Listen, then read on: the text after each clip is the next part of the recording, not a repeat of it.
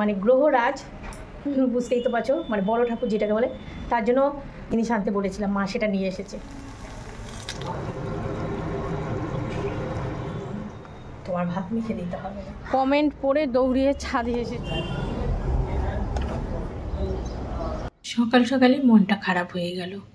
Driver ভাইটাকে গাড়ির চাবি দিতে গিয়ে দেখি আমার গাছে কয়েকটা পিঁপড়ে।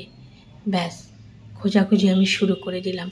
যেটাকে পাচ্ছি চিমটি কেটে কেটে ফেলে দিচ্ছি। না দেখলাম দুটো গাছের গোড়ায় কি একটু খাবার জমিয়েছিল, তা ফেলে দিলাম। যাই হোক বন্ধুরা, সুপ্রভাত। আমার নতুন একটা ব্লগে তোমাদের সবাইকে জানাই স্বাগত। আশা করি তোমাদের পরিবারে সবাই ভালো আছে। আমাদের পরিবারে আমরা সবাই ভালো আছি। আর সবার ভালো থাকাটাই হচ্ছে সব থেকে বড় সম্পদ, তাই না? টাকা পয়সা, ধন সম্পত্তি, তার থেকেও মনে করি মানুষ যেন সুস্থ থাকাটাই হচ্ছে সব থেকে বড় সম্পদ। কেননা শরীর সুস্থ না থাকলে ওইগুলো দিয়ে কি হয় বলো? কিন্তু না, টাকা পয়সা সমস্ত কিছুরই দরকার বেঁচে থাকতে গেলে।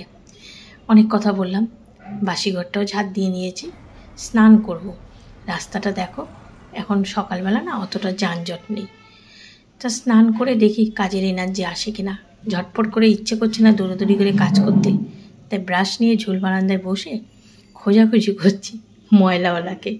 বাঁশির আওয়াজ পাচ্ছি 1 ঘন্টা ধরে, কিন্তু ময়লাওয়ালা দেখা পেলাম না। মানে ওই যে নাকি ময়লা নেয়, মানে ময়লাওয়ালা দাদা। অনেকে আবার এই কথাটা শুনলে ময়লাওয়ালা আবার কী ভাষা, কি বলে বলবো, সম্বোধন করব, ভিডিও তো বুঝতে পারবে না, তো তাই বললাম।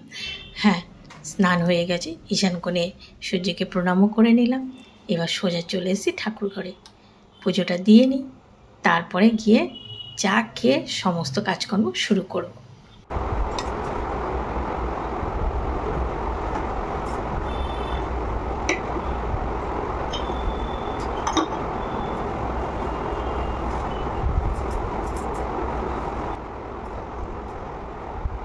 গতকাল রাত্রে ঠাকুর ঘরে মানে অনেকটা তেল পড়েছিল, আমি আবার ময়দা ছড়িয়ে রেখে দিয়েছিলাম। এখন মুছে নেব। তেলের মধ্যে ময়দা দিলে, এর আগের দিনে তোমাদের বলেছি, তাহলে তেল তেল হয় না মুছতে গেলে। এরকম কি সুন্দর তেলটা উঠে গেল। রাত্রেবেলা তেল পড়েছিল বলে আর আমি কিছু ময়দা দিয়ে রেখেছি। এই যে কাচিয়ে নিলাম। ওই সন্ধ্যাবেলায় মানে তেলের শিশির ঢাকনাটা খুলে গিয়ে একদম তেল কতটা পড়েছে। এই যে ময়দা ছড়িয়ে রেখেছিলাম বলে এখন মুছলেও তেল তেল হবে না, নাহলে না জল ঢাকা দিয়ে মুছলেই তেল তেল হয়ে যাবে সারা।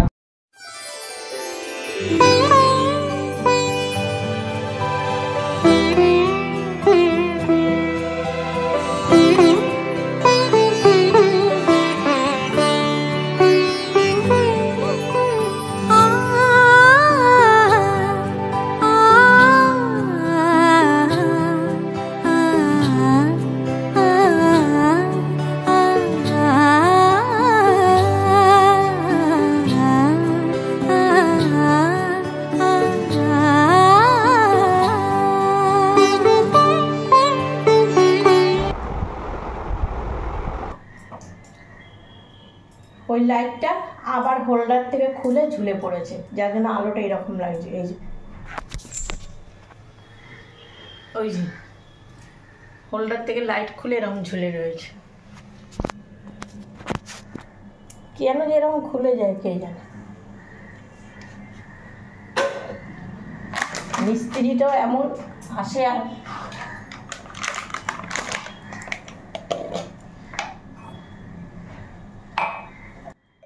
তোমরা মনে হয় সেদিন দেখেছো, ইলেকট্রিশিয়ান এসে এটা লাগিয়ে দিয়ে গেল না, আবার ঝুলে পড়েছে। আসলে আমাদের ওরই জানাশোনা, ওকে দাদা ডাকে, খুব ভালো ছেলেটা, কিন্তু ভীষণ মানে বলবো কি, ফোন করে করে আর পাওয়া যায় না, সহজে আসে না। আমার বাড়ির কাজ ওই করে, ওকে ছাড়া সবাইকে তো বাড়ির ভেতরে কাজ করতে ঢুকানো যায় না। ও করে, মানে ইলেকট্রিশিয়ান, কল মিস্ত্রি সব ধরা বাঁধা এরাই। নতুনত্ব কোনো কাউকে মানে আমাদের বাড়িতে কাজ করানো হয় না, এরাই প্রথম থেকেই যারা করছে তাদের দিয়ে করানো হয়। এমনকি আমাদের এই ঘর যে পেন্ট করে গেছে, পাশের রুমও সেই করবে, সে এসেছিলো সেদিন, কিন্তু এখন তো পেন্ট হবে না, কেননা পুজোটা যাক, তারপরে লোকনাথ পুজোটা গেলে তারপরে আস্তে আস্তে পেন্ট করা শুরু করে দেবো। কেননা গুনতে গুনতে দেখতে দেখতে তো দিন চলে আসলো। আর তোমরা খেয়াল করলে চা খেতে খেতে আবার উঠে একটু ডায়েরিটা নিলাম, একটু মাঝে মধ্যে এখন কর্তাকে হিসাব তো করতেই হবে সমস্ত কিছু। একটা কাগজ খুঁজে পাচ্ছি না, সেটাই একটু তল্লাশি হচ্ছে। ভাবলাম সকাল সকাল পুজো হয়ে গেছে, একটু কাজকর্মগুলো করবো এনার্জি সহকারে। এবার এনার্জি ওই যে খোঁজাখুঁজি করতে গিয়ে আমার কাজ বেড়ে গেছে। তারপরে আলমারির এটা ওটা মানে কাগজ তো ফাইলে খুঁজতে হয়, তো ওটা ফাইলটা বের করতে গিয়েই জামা কাপড় কিছু কিছু হাতে আসছিলো, সেটাও বের করলাম। বুঝতেই তো পারছো হাতের সামনে যে জামা কাপড় পরে মনে হয় এটা নেড়ে দেখি ওটা নেড়ে দেখি, এই করতে করতে অনেকক্ষণ সময় লেগে গেল এইখানে। এই বাটিকের শাড়িগুলো আগে কত মানে কিনেছিলাম, তাল মানে নিচের দিকে একদম এটার মধ্যে সব ওড়না টোনা বেঁধে রেখে দিয়েছিলাম। তা বের করলাম, ভাবছি একটু ধুয়ে দেবো, মাঝে মধ্যে পরলে কালারটা খুব সুন্দর। হ্যাঁ, তখন চা খেতে খেতে বললাম না ঘর পেন্ট হবে আর কটা দিন মাত্র বাকি। তোমরা যারা আমার পুরনো সঙ্গী তারা তো জানো কী কারণে কথাটা বলেছি, কিন্তু যারা নতুন এই নতুন আমার চ্যানেলে এসে জয়েন হয়েছে, আমার ভিডিও দেখছে, তারা তো বুঝতে পারলো না যে আর কটা দিন কিসের কথা বললো। তাদের উদ্দেশ্যে বলি, আমার ছেলের বিয়ে তো ডিসেম্বর মাসে। আর হ্যাঁ, আর দেখবে মিস্ত্রিদের সহজে কাজে লাগালে কাজ আর শেষ করবে না, আজ একটু করবে কাল একটু করবে, এই জন্য একটু আগের থেকেই করাটা শুরু হবে। হাতে অন্তত 2-3 মাস হাতে সময়ও থাকবে। তার মধ্যে পর্দার স্ট্যান্ডগুলো ভেঙে ঠেঙে গেছে, সেগুলো একটু গুছাতে হবে, মানে ঘরটা একটু তো টিপটপ করতে হবে, তাই না? নতুন বউ আসবে বলে কথা।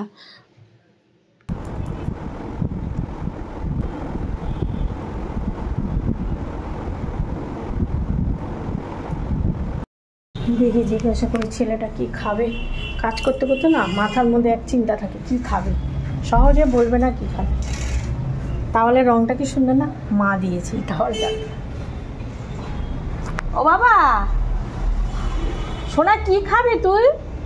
সারা নেই, কম্পিউটার মনে হয় আওয়াজ দিয়ে বসেছে, যেতে হবে নিচেই। কে আসবে? এই কি টিফিন করবে কি? কোন দোকানের? এই যে বাড়ির কাছে।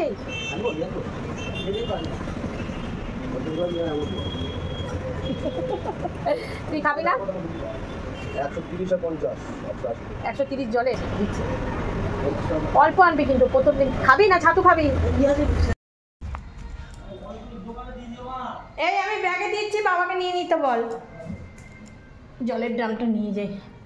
এখানে একটা নতুন আমাদের বাড়ির কাছে তো এমনি বিরিয়ানির দোকান, একটা ফাস্টফুডের দোকান আছে, আবার একটা নতুন দোকান দিয়েছে। আর অল্প করে আনবি, আগে খেয়ে দেখ কেমন করছে। দেখো কি আজকে মায়ের শরীরটা খারাপ। শরীরটা খারাপ মানে কি, গতকাল রাত্রে থেকে মায়েরই একটু গ্যাসের ব্যথা হচ্ছিল একটু একটু করে, তারপরে মেডিসিন খেয়েছে। সকালে ফোন করেছিল, ভালোই আছে বলে যাইনি। আমি ভালো করেছি, এই রোদের মধ্যে যাইনি। আর হ্যাঁ, মানে গ্রহরাজ বুঝতেই তো পারছো, মানে বড় ঠাকুর যেটাকে বলে, তার জন্য মায়ের কাছে একটা জিনিস আনতে বলেছিলাম, মা সেটা নিয়ে এসেছে, দেখাবো তোমাদের। ওটা দারুণ, বেশ আমাদের ওর ইচ্ছা হয়েছে যে ওটা দেবে, তাহলে ঠিক আছে। তা ওটা মাকে বলে দিয়েছিলাম, মা সেইভাবেই নিয়ে এসেছে। যেরকম বলেছিলাম সেইটা পাওয়া যাচ্ছিল না, তা মা নিজের মতো করে ওটা নিয়ে এসেছে, দেখাবো। খুব সামান্য, তাও ইচ্ছে হলো বাড়ির সামনে যে মন্দিরে, পরে গিয়েও দিয়ে আসবে। এই দেখো মায়ের দোকান থেকে এটা মা নিজের হাতে গেঁথে দিয়েছে। আমাদের বাড়ির সামনে যে মন্দিরে বড় ঠাকুর মানে গ্রহরাজ আছেন, তা ওনার গলার মালা সেদিন আমাদেরও মন্দিরের এখানে গিয়ে দেখে শুকিয়ে গেছে। আসলে প্রত্যেক দিন টাটকা মালা কোথায় পাবে, আর বড় তো ঠাকুরটা। তারপর আমাকে বলল, রীতা তোমার মাকে বলো একটা মালা, নীলকণ্ঠের মালা দিতে। তার নীলকণ্ঠ ফুল তো আর পাওয়া যায় না। তা মা এই যে এই নীল ফুল দিয়ে কি সুন্দর, দেখে মনে হচ্ছে একেবারে সত্যিকারের মালা।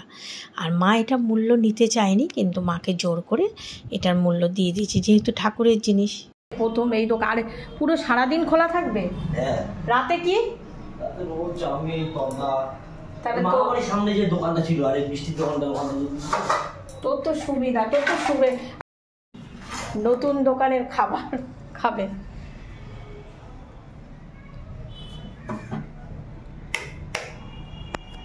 ছেলে আর মায়ের কথা শুরু হয়ে গেল। একটা কথাই বলে না, কানের ডগায় না কানের আগায় কানাইয়ের বাসা, সেই পরিস্থিতি হয়েছে গো আমার।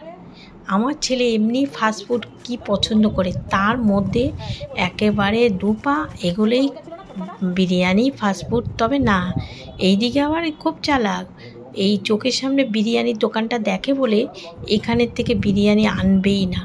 দেখে ওরা কিন্তু পরিষ্কার করেই করে, খুব ভালোভাবেই করে, কিন্তু খাবে না। আর ফাস্টফুড এই যে বিরিয়ানি দোকানের পাশে একটা হলো, আবার আরেকটা তো আমার বাড়ির সামনেই, তা ওই দোকান থেকে খাবার এনেছে, খাচ্ছে। মনে হয়েছে বাবু ভালো? এখন কিন্তু খাওয়ার কথা হচ্ছে না, এখন কথা হচ্ছে ওর বিজনেসের কথা। ওই বিজনেসের কথা বলছে, আমি শুনছি। আমি তো শেয়ার মার্কেট অত বুঝি না, কিন্তু না, ছেলের জন্য এখন একটু একটু বুঝতে পারি। আমাকে যখন বলে হ্যাঁ হুঁ করতে করতে, বলে না শুনতে শুনতে শেখা হয়ে যায়। তাই বললাম, বাবু তোর ক বছর হলো মানে সে এই লাইনে, মানে এই বিজনেস করছিস যে শেয়ার মার্কেট? বললো, মা দেখতে দেখতে 9 বছর হয়ে গেল, কামড়ে যে কোনো জায়গায় পড়ে থাকতে হয়। কতক্ষণ গল্প করলো, ছেলের গল্প শুনলাম, এর সঙ্গে অনেকক্ষণ গল্প করলাম, কাজ করে আছে। এইবার রান্নাঘরে যাই। এই যে ছেলে খেয়েছে, থালার মধ্যে ফেলে রেখে গেছে। সকালবেলা উঠে স্নান করে যখন পুজো দিলাম, ভাবলাম রান্নাঘরের কাজও সকাল সকালই সারবো। সে আমার তো সমস্ত কিছু ঘরে থাকে, শুধু মাছটা বেলায় আনে। আর গরমকালে তো অত গরম খাবারের কোনো দরকার হয় না। সকাল সকাল 11টা সাড়ে 11টার মধ্যে রান্না সারবো, কিন্তু ওরে বাবা, আজকে উল্টো হয়ে গেল, আজকে বেলা হয়ে গেল।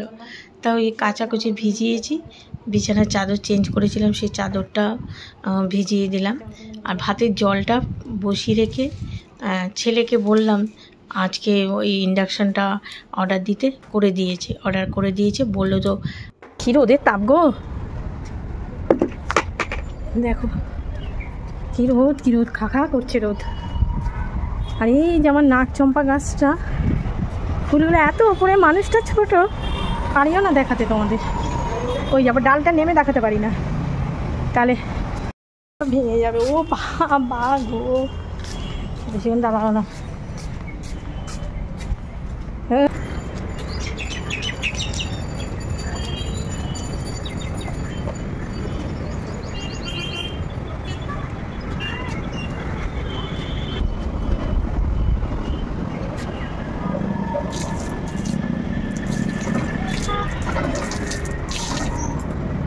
তাপে যেমন মোম গলে যায়, সেরকম ঘাম ঝরছে। রোদের তাপ গো, রোদের তাপের সাথে মনে গলার আওয়াজটাও কমে গেছে, এত গরম বাবা গো বাবা। গাদলার দিনে না, আজকে আমার মা দোকানে যায়নি, ভালো হয়েছে। সেপারি পাতা জল একদম টকবক করে ফুটছে, দেখো।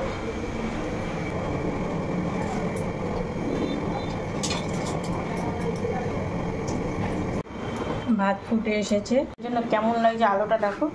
এই যে ডাল সেদ্ধ ফ্রিজে রয়েছে, আজকে হয়ে যাবে।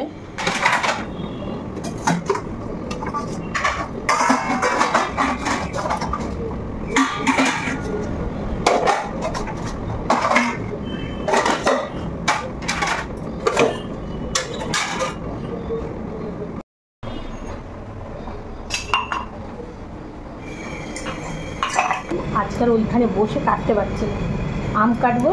আর এই যে সজনে, গতকাল কিছুটা কেটেছিলাম, ঘড়ি দেখছি, ডাল বসিয়ে এসেছি, ভাত হয়ে গেছে। আমটা আবার গতকাল এনেছি, মিষ্টি না টক আবার দেখে, ডালের মধ্যে তো দিতে হবে, তাই মুখের মধ্যে এক ফালি ভরে দিলাম, দেখলাম যে না টকই। সজনেগুলো কেটে নিলাম।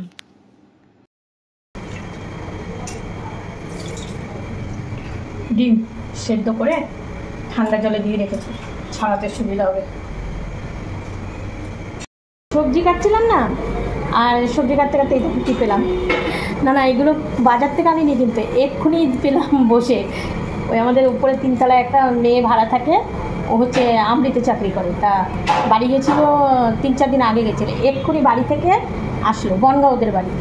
তা বাড়ি থেকে আসলো, এখন বাড়ি থেকে এসে চেঞ্জ হয়ে আবার ডিউটিতে চলে যাচ্ছিলো। তারপর আবার এই যে আমাকে এগুলো দিয়ে গেল, বলে দিদি কাঁচা মিঠে আম দেখো কি সুন্দর আমগুলো, বাবা কি বড় বড় সাইজের।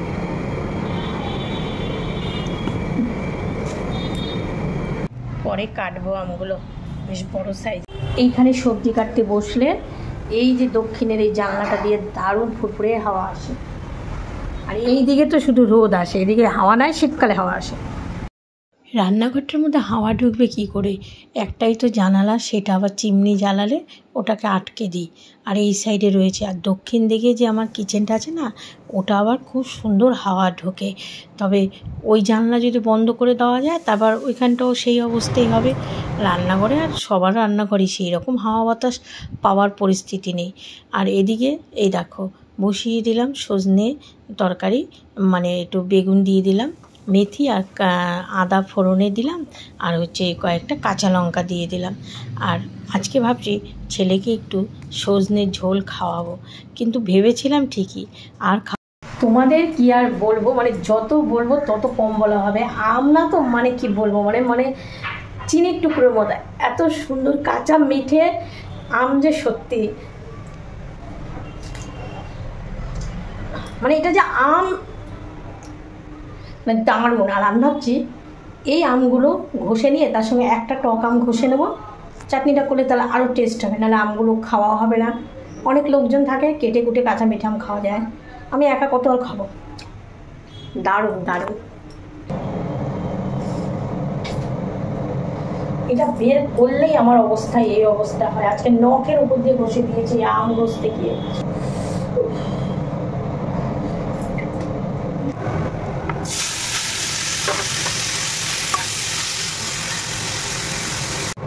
খুব টেস্ট হয়েছে জানো তো, মনে হচ্ছে কি আনারসের চাটনি, কারণ ওই কাঁচা মিঠি যে রয়েছে দেখেছো কতটা কেটে গেছে। এবার ওটা না ওড়নার সঙ্গে মানে গামছার সাথে এইভাবে করে লেগে যাচ্ছে, এই দেখো এরকম ঘষে গেছে তো আঙুলটা। লঙ্কার গুঁড়ো, জিরের গুঁড়ো, আদা রসুন পেঁয়াজ, দই, সামান্য একটু নুন, চিনি, শাহি গরম মশলা, সমস্ত কিছু আর তেল, সমস্ত কিছু দিয়ে এটা মেখে নিয়ে ভালো করে। হাতটা তো আঙুলটা তো এই অবস্থা। আর কড়াইতে একটু তেল দিয়ে দিয়েছি বেশি করে, তেজপাতা জিরে আর হচ্ছে একটু গোটা এলাচ দারচিনি এর মধ্যে দিয়ে দেবো। আমাদের মেয়েদের কত ধৈর্য, হ্যাঁ দেখো যে আঙুলের এই অবস্থা, সেইখানে কিছু করার নেই, রান্না করতে হবে।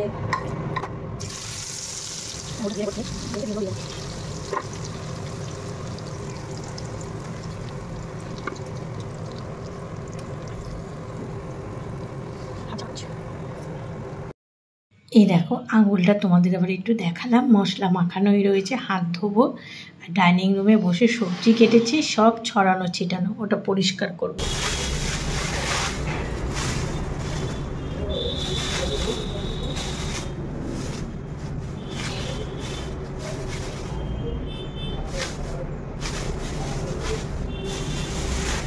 মেঘলা মেঘলা করেছে, ছাদে যাই, যেগুলো কেচেছি শুকিয়ে গেছে কিনা। আর এই হচ্ছে কাগজি লেবু, ছোট্ট ছোট্ট কাগজি লেবু।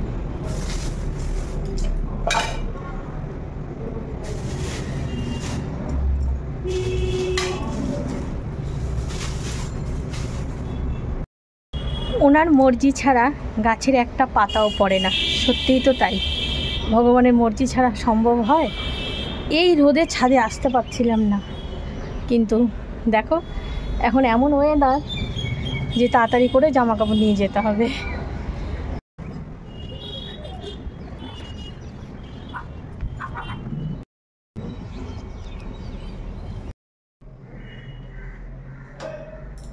পরে কটা গোটা রসুন ছড়িয়ে দিয়েছিলাম।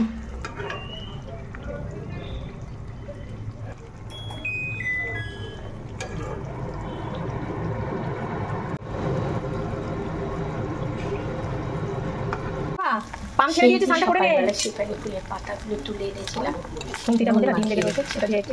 হালকা করে বেসন দিয়ে মচমচে করে ভেজে দিলাম। আমাদেরও সত্যি খুব ভালো খায়, এই জন্য ছাদে যখনই নতুন নতুন পাতা গজে আমি গিয়ে নিয়ে আসি। আজকে ছেলে আমাকে ভাত মাখার থেকে ছুটি দিয়েছে, বলছে মা তোমার ভাত মেখে দিতে হবে না, এই যে হাতের জন্য এই অবস্থা, বললো তোমার মাখতে হবে না। বিকেল 5টা বাজে, নেমে আসলাম দোকানের দিকে। এই সময়টা এসে একটু ওর সঙ্গে কথা বলতে থাকি। দোকানে এই টাইমটা অতটা ভিড় থাকে না, ফাঁকাই থাকে, লোকজন সেরকম বিকেলের দিকটা আসে না, আবার সন্ধ্যার দিকে যদি কেউ আসে। তার দোকানে মাল এসে টিউব টায়ার ও গুছিয়ে রাখলো, আর আমার আঙুলের ব্যথাটা রয়েছে, তাও দুপুরে খাওয়া দাওয়া শেষে সমস্ত কাজ গুছিয়ে রেখেছি। গাড়িও চলে এসছে আমাদের, ও বেরোবে, ওকে চা করে দিতে হবে, আর ওর জন্য 1 বোতল জল এনেছিলাম। তা আমি আবার জলের বোতলটা ও খেলো, নিয়ে উপরে চলে আসলাম। যাই আমি, জল খাবে, বোতলটা নিয়ে যাই।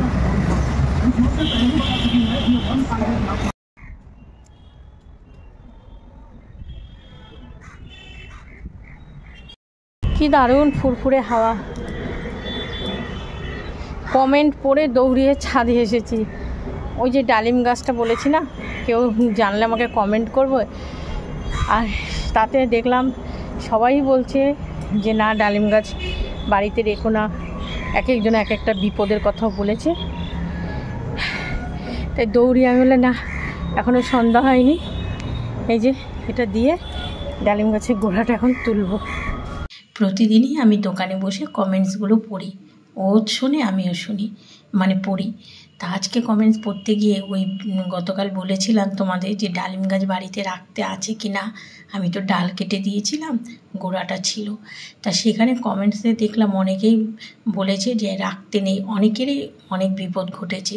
এই কথা শুনে আর আমি দোকানে বসতে পারলাম না, ওকে 1 কাপ চা করে দিয়ে, দেখো সংসারের মঙ্গল, সংসারের প্রতিটা মানুষের মঙ্গল, এটা তো আমরা চাইবই না।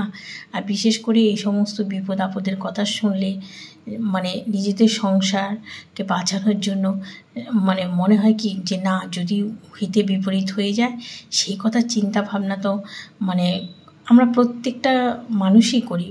সংসারের প্রতিটা মানুষই কিন্তু সংসারে মঙ্গল কামনা করে। তাই এখনই সন্ধ্যা হয়নি, একদম একটা ধারালো নাইফ নিয়ে চলে আসলাম। এটা তোলার চেষ্টা চলছে, কিন্তু চেষ্টা লাস্টে বিফলে গেছে, পারিনি। দেখা যাক, আগামীকাল ওকে দিয়ে গোড়াটা তুলে দেবো। আর হ্যাঁ বন্ধুরা, ব্লগটা আজকে এখানেই শেষ করছি, দেখা হবে আগামীকাল নতুন ব্লগে। সবাই ভালো থেকো, সুস্থ থেকো, টাটা।